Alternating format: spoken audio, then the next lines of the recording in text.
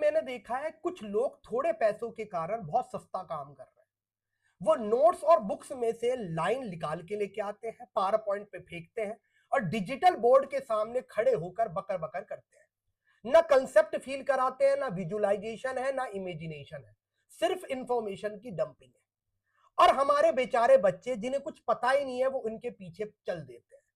सिर्फ ये कोर्स सिर्फ 7,000 8,000 रुपए में मिलते हैं। लेकिन एक बात आप याद रखिए, पैसे तो आपने दे दिए, पैसे वापस भी आ जाएंगे, लेकिन जो वक्त चला गया है वो कभी वापस, क्योंकि इन स्लाइड्स पे आप कंसंट्रेट ही नहीं कर सकते।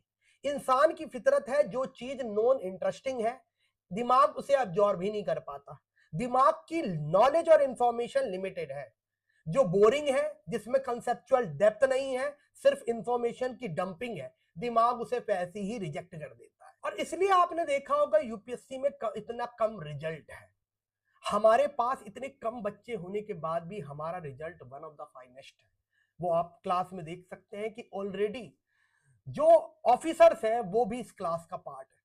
और हम ऐसा कैसे कर पाते हैं? क्योंकि हम सडबरी मॉडल फॉलो करते हैं। एआई से अभी पूछा गया कि बेस्ट मॉडल पढ़ाने और पढ़ने का क्या है, तो उसने कहा 1968 में जो डेवलप हुआ सडबरी मॉडल है।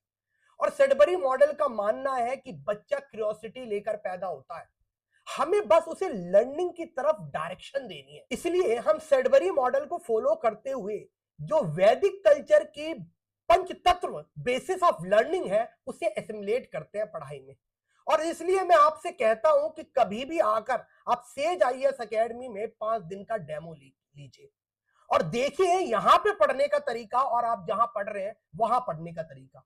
दूसरी चीज मैं ये भी कहूंगा कि पूरी इंडिया में किसी भी कोचिंग सेंटर से आप पढ़ के आ जाइए और वही कंसेप्ट बिना बताए यहां के किसी भी टीचर से पूछ लीजिए, आपको समझ में आ जाएगा कि हम कितनी कंसेप्चुअल क्लैरिटी से डेप्थ में क्यूरियस वे में हर लाइन से वाई पूछकर ऐसे पढ़ाते हैं। और ये जो यूट्यूब पर जो स्लाइड्स चलती हैं उनका क्या स्टैंडर्ड है। तो मैं आपको चैलेंज करता हूं कि 5 दिन का कोई भी 5 दिन आपके महीने में आइए और सेज आईएएस एकेडमी की फ्री में डेमो क्लासेस लीजिए और देखिए आप जो पढ़ते हैं और पढ़ना कैसे चाहिए।